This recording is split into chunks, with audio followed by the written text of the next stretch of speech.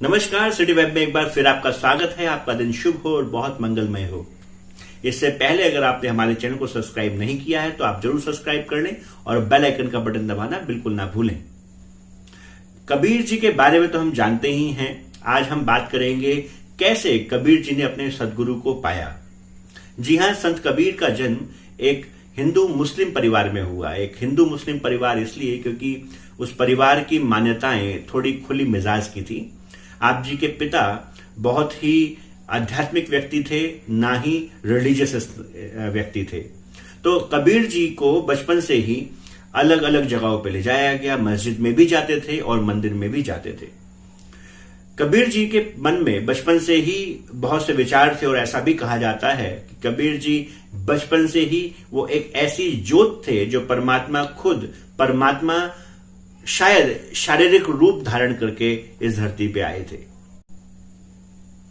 आप जी के गुरु रामानंद जी जो थे वो बहुत ही प्रसिद्ध थे काशी के अंदर और हर व्यक्ति उनके दर्शन करना चाहता था। कबीर जी ने कई बार कोशिश करी कि वो संत रामानंद जी से मिलके उनसे अध्यात्म को जान सके, उनसे गुरु दीक्षा ले सके, पर क्योंकि एक वो मुस्लिम समुदाय से आते थे, किसी भी व्यक्ति ने उनको स्वामी रामानंद जी से मिलने नहीं दिया।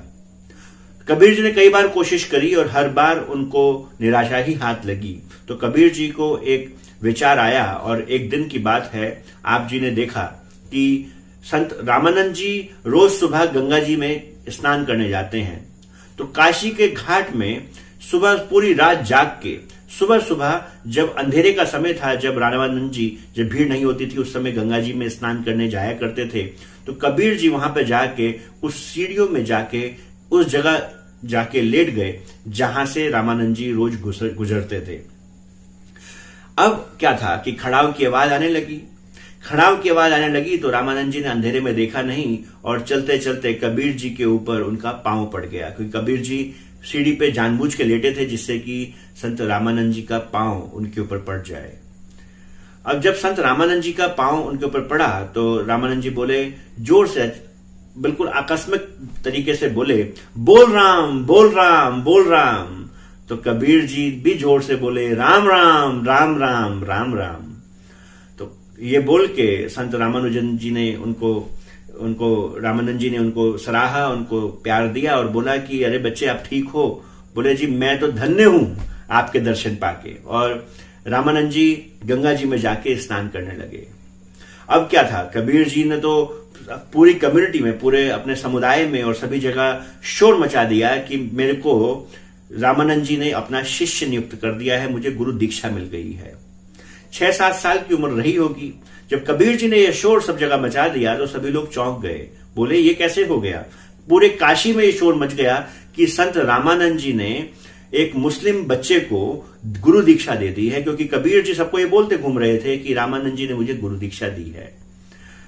अब क्या था कि ये बात सब जगह पहुंची तो संत रामानंद जी के पास भी पहुंची। जब उनके पास पहुंची तो वो खुद हैरान हो गए कि मैंने किसी बच्चे को गुरु दीक्षा कब दी।